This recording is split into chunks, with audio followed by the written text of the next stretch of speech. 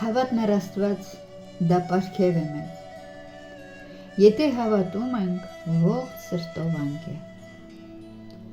Հավատն առ Աստված փրկություն է դա,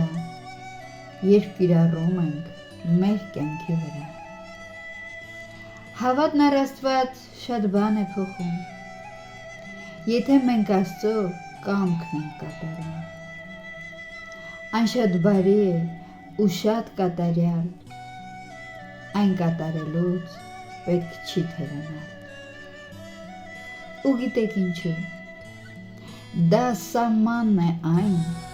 որը կարող է դառնալ մեզ պաշտպան։ Ու այդ սահմանից եթե մենք անցնենք, չարի տարածքում անշուշտ կհայտնվենք։ Չարի, որ մռնչացող այռուծի նման, միշտ ման է գալիս, թե էլ ում կուլ տա, ու եթե նրա տարածքն ենք հատել, շատ խոցելի ենք մենք արդեն դարձել։ Հետո գոչում ենք, Տեր Աստված, հասիր, այս փորձությունից դու մեզ ազատիր։ Նա սիրող Հայր է, նա օգնում է մեզ, բայց հավաքում ենք այն, ինչ որ կցանենք։ Աստված խոսում է մեզ հետ իր խոսքով,